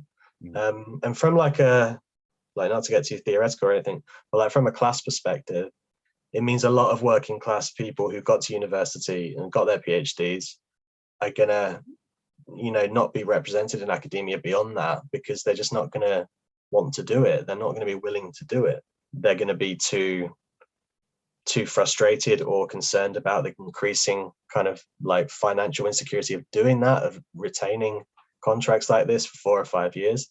I find it hard enough, and I don't have children or anything. If I had, you know, children, there's no way I'd be doing this. I would have left academia already. And it's just that notion of always having one foot out the door, which I think is probably healthy, because you can often be taken advantage of, or just accept worsening conditions if you're just willing to stay in it regardless.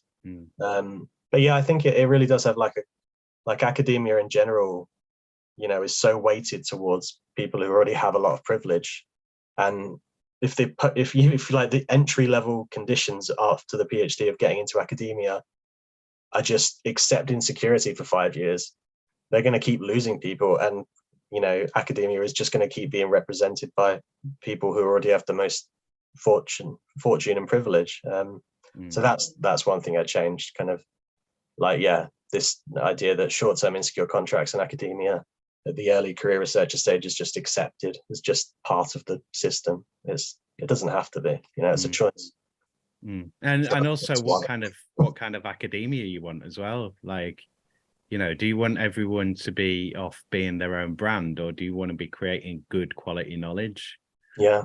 Like, you know, do you just want something? We've created some knowledge that we can sell to people. Is it useful to anyone? Really? No, but we can sell it to people. So that's one. So yeah, have you got 2 more? I've got 2 more. Okay, I could have done 20. All right. No, the second one is interconnected to this, really. It's the tying of contracts for researchers to specific projects. You know, because that's something that enhances the insecurity. A lot of the time, contracts only come about because they're on a specific project, like mine at the moment. But that means there's only roles available when there's projects available. But universities do have the funds to invest for the long term in talented researchers by employing them on permanent research contracts. And then they could give them the resources and the financial stability and that time to think about, publications and craft high quality funding applications without constantly worrying about unemployment at the same time. What's my next step? What's my next project? Where do I need to move in the country for that? Because like my boss, she's brilliant and she's got a permanent research contract. So she's a permanent researcher within the university. She's not, she brings in funding for projects that she applies for, which she does very well. But those positions are like gold dust. They're so rare in academia. And I think there's a perception in academia, probably, not helped by like the main cultural touchstones of academia being posh kids at Oxford, that you just have a nice relationship with the professors and you do your PhD and then you just stroll into a lectureship. And it's just not. Or directorship. Yeah, or directorship, yeah.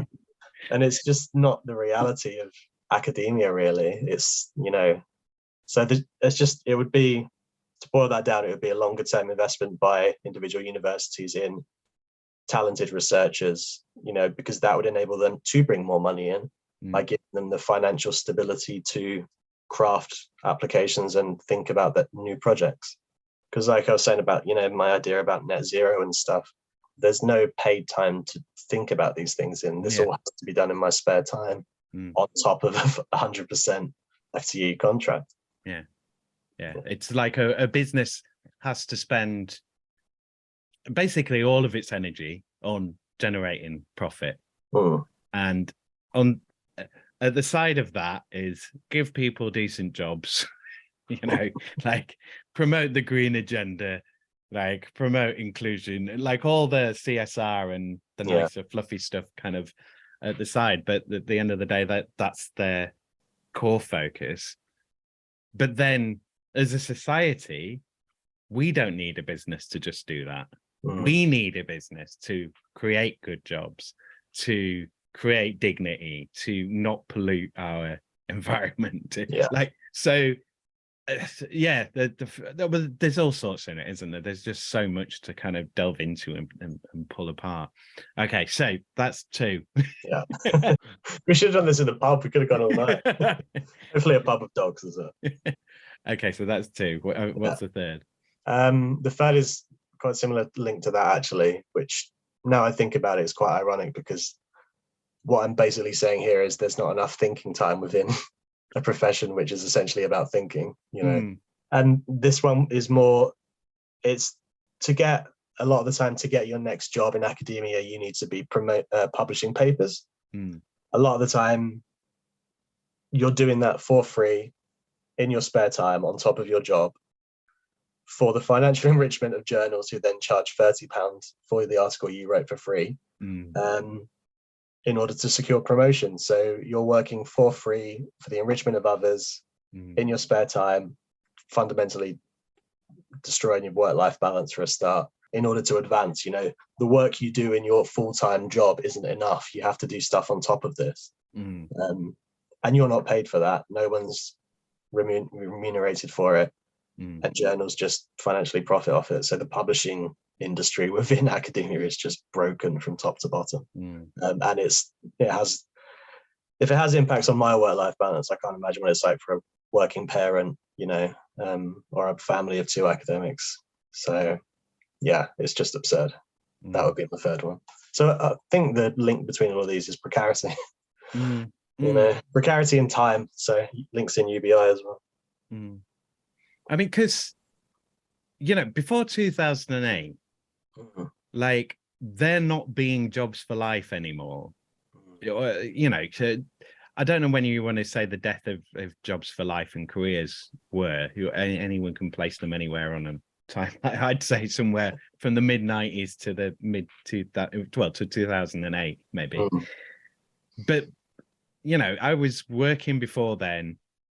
I was always aware that there weren't jobs for life. There weren't really things that I'd want to be in career-wise anyway. But then post that, it's just like there's no space for anything. It's kind of, you have to be you have to be this grind culture, sort of do everything, be your own success, but also do all the healthy stuff and you know, mind palace stuff. Yeah, and have a side hustle. Yeah, and be totally laid back and cool and switched on and PC and, you know, or not, and be edgy and like, you know, you've got to have this really kind of defined super being sort of thing. Like it was, you could just, you know, like you did a dead end job. It was okay. It's a bit dead end, but you think of something else because there'd be another job, but it wasn't awful. Yeah. Like it was bad, but it wasn't awful. You weren't being paid like money that didn't go anywhere. And the jobs didn't really take the piss out of you to the extent that they do now, kind of thing. And you could afford to buy a house. Well, I could, because I already had some cash and houses were much cheaper, but I buying it from a wage, I think it was becoming difficult then. Like I remember like my contemporaries were all, you know, they all knew they wouldn't be able to afford anything until they were in their 30s at the very earliest. And even then they'd have to be working. And I think that, you know, that coincided with the sort of late 90s, like real big uptick in the prices. I suppose there's a part of me that kind of wants to ask of like what the perfect job is, but you can't really answer that. Yeah. Go on. That would be, I'm just thinking that would be a good seminar exercise for students. Crafting the perfect job. Yeah, I mean, just going back to what you're saying about jobs for life, like at this point, you know, what I'm complaining about really is like, it's even tricky to have a profession for life, you know. This isn't an individual job. Like it's a career within a certain profession, and even that's becoming increasingly difficult. So imagine if you know, I don't know, I went to cobbler. I'm going to go with it because that's what came up. But like, you're a cobbler. You just want to cobble. It's like I can't even cobble. Like, all I can get is 6 months here and there, and my craft is just not getting any better. All I can make is one type of shoe. Like, but you know, there's truth in that like people aren't doing what they want to be a professional in. They're not developing. There's no professional development going on because they're not practicing. They're not doing the work. They're not getting to practice. You're spending more time, you know, doing the job of finding work than you are doing the job of the work. Or worrying about what the next job will be. Which is time off the task that you're engaged in, spent on thinking of something that you needn't be thinking about.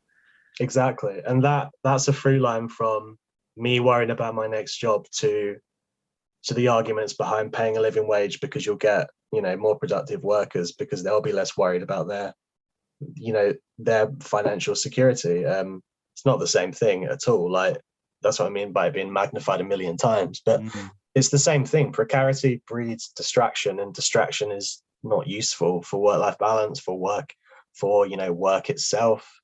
For your mental health, for your well-being, for any of it, it's completely counterproductive. Okay, let's just dip into this for 5-10 minutes then. So work and health, right? So we know work causes chronic illness, it causes death, it maims people, as does life. But it also creates a sense of well-being, a sense of worth, a sense of purpose, sense of meaning, sense of community, sense of belonging, hopefully a wage or an income that allows you to live. But, you know, that's a bit idealistic these days. So like, just, I don't know. I don't really have a question here, but just kind of your thoughts on health and on health in work rather than the wealth part of work. Yeah, I mean, because it's easy to say, you know, work is the enemy or work is like, but it's also essential. Like, exactly. I think we all need it. I mean, the fact that everyone kind of to a degree craves it, not just the independence, but like a function, something to do, something to be part of.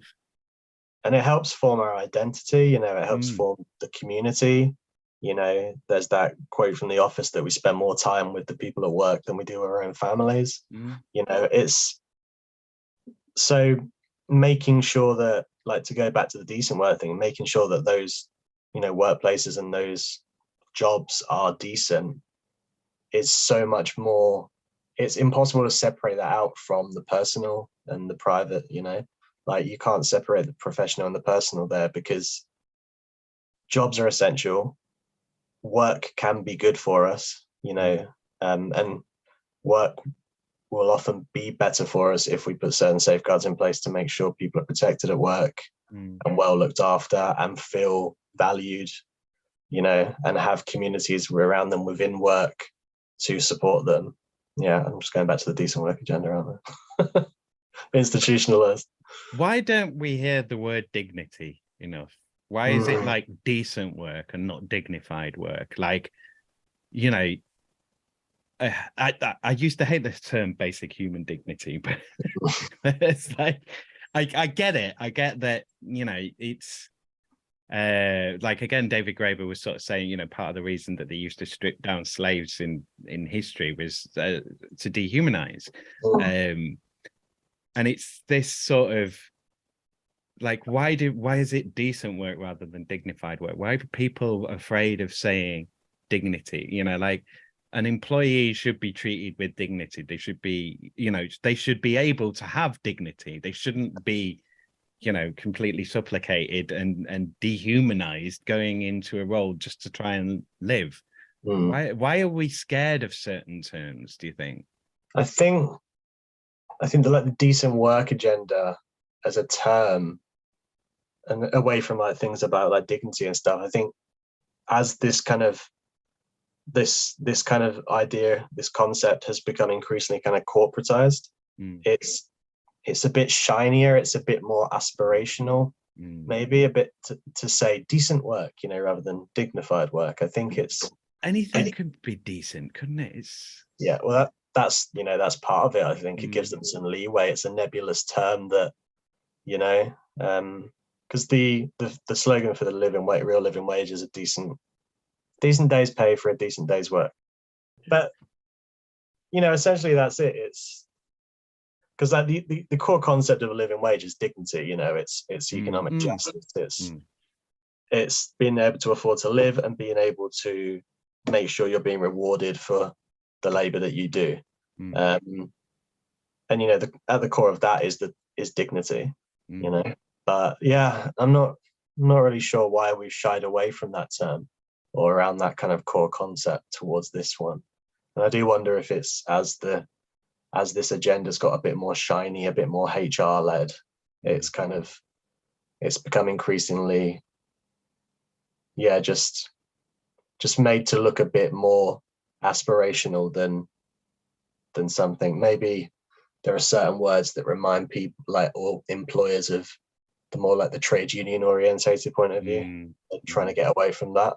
Because there's some arguments there around trade unions and the living wage campaign. So yeah, maybe that's it. Something to think about if I've got the time. Which I never do. Okay, so I've done my questions, so I'm gonna throw it over to you if there's anything that we have missed or we should have talked about. I feel like it's been an unusual interview because I kind of went all over the place in a different way than I normally would, and I don't necessarily feel I've got to the core of what you do. Okay. I mean, it's kind of like, I think we know what you do, but I feel like I haven't captured everything, and I've kind of gone about it in a weird way. So yeah, so is there anything that you feel that we haven't covered, anything that we haven't touched on, or anything that you want to kind of bring up or highlight at this point? I mean, I could give you a quick breakdown of kind of what the core aspects of my job are, if you like. Yeah, sure. Yeah. Does that help? Yeah. Yeah. So in academia, generally, you have, the teaching side of it and the research side of it. I'm primarily on the research side of it. So I've done some supervising for students, for masters, supervisions, and that kind of thing. But I mainly do research. So the core elements of my job change depending on where I am at a current project. So when I started this job, it was recruiting employers to interview. Then for a good 6-month period, it was interviewing 85 employers across West Yorkshire and Greater Manchester. Then from that, you transcribe all the interviews, or you get somebody to transcribe that for you. Then you analyze those interviews for the common themes that are coming out. What are people saying? What are the findings from that? And then you write up those findings in either just academic papers for journals or for publicly available reports, which is what we'll be doing for this project. Mm-hmm. But the core of qualitative research is, we're not just saying things as academics, we're interpreting and translating people's lived experiences into findings to help provide more context for their lives and to hopefully make things better for society, at large. So that would be the core aspect of what I do. And then branching off from that, what I'm doing is also looking at formulating and developing new research projects that could continue to do this, to address some of society's challenges today, like indecent work, like precarity, like climate change. And then at the same time trying to figure out and position myself for my own future career, and whether I need to pursue that research within academia or whether a different avenue outside academia could enable me to do that more directly. Yeah, so where can people find you? Where can where can they get all the hot research? I'm on Twitter as, I think, just Calum Carson, or I think Dr Carson, which we got encouraged to do at one point. Instagram, if you want to do photography, I'm Carson Calum, because someone else took the other name. And yeah, we're on the that's it really. All the links are from there. So yeah, if anyone's got any questions, get in contact. Thank you again to Calum for being my guest. Thanks again to all my guests, and thanks to you, Leeds, for being my subject. And of course, most of all, thanks to you, my dear listener. I want to also say a formal hello to my overseas listeners. There's a few of you now, so hello. I want to say a special thank you to you for listening, and to remind you there's a £5 Outlander Patreon tier, just saying. I'm guessing Working Hours is not really giving you too much insight as to why Normal Island is so very normal. I do hope it's given you some interesting reflections on the idea of work, what it is, what it might be. I hope that you can gain something from reflecting on the work of others. There's 2 more episodes to go for Series 3, so I'd love to hear any listeners' thoughts on the series. Of all the series, what are your favourite episodes? What are the worst ones? What have I done well? What badly? Let me know what through lines you can hear in the show. What does it make you think about your work? What do you think of my sample so far? Am I revealing anything to you? Am I barely scratching the surface? You can follow this show on Twitter at Working Hours 3 and on Instagram at Working Hours Pod Leeds. Use the hashtag Working Hours Pod Leeds to stay up to date on when new episodes are being released, to DM me with your questions, or most importantly, to get in touch if you'd like to be my guest on this show. Please do chuck in anything you can to help the show grow. Go to ko-fi.com/working hours and join me there for £1 a month, or you can make a one-off donation of whatever amount. You can also go to patreon.com/working hours pod to support Working Hours, again from as little as £1 a month. Why not be super awesome and join both? Do something new and something different. Remember to like, share, follow and subscribe to Working Hours. That's me. Cheers ears. Take care out there and be kind to each other, Leeds. Working Hours is produced, recorded, edited and published by Simon Treen for Western Studios Leeds Limited. The music was The Bees from Chopin's Etudes, which is in the public domain and was taken from museopen.org. Please like Western Studios Leeds on Facebook at facebook.com/Western_Studios_Leeds and on LinkedIn, linkedin.com/company/Western-Studios. Leeds, are you considering taking the plunge into podcasts or audio content? Then think Western Studios for support, advice and guidance on getting it made. At Western Studios, you work with a real-life learner who is actually in Leeds. Not a piece of software, not a course of articles or a series of live chats and video courses, but me, a person in physical place-based reality.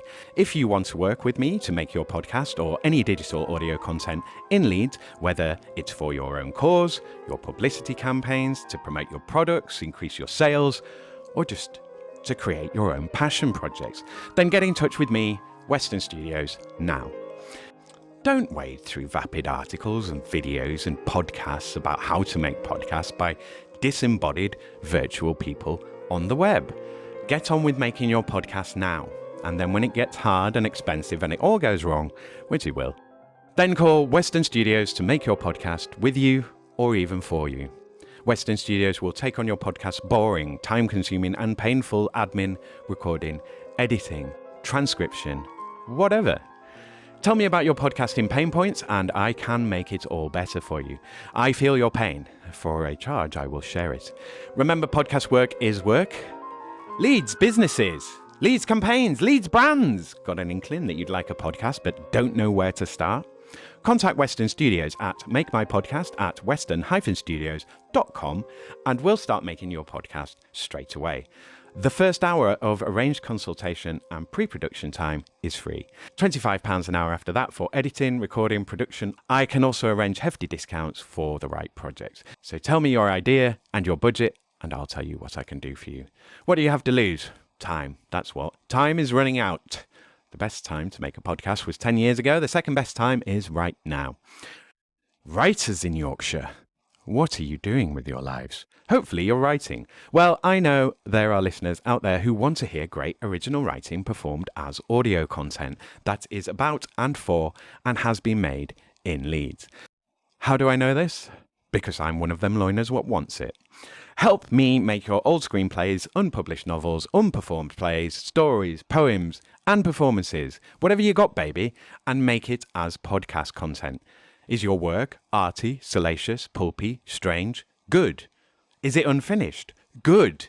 I can help you with that too. I can work with you to find actors, musicians, and voiceover artists and quickly realize your projects. I get practice making the shows and you get a finished, performed and published version of your writing. Save yourself the hassle and the headache of making your podcasts on your own by working with me instead.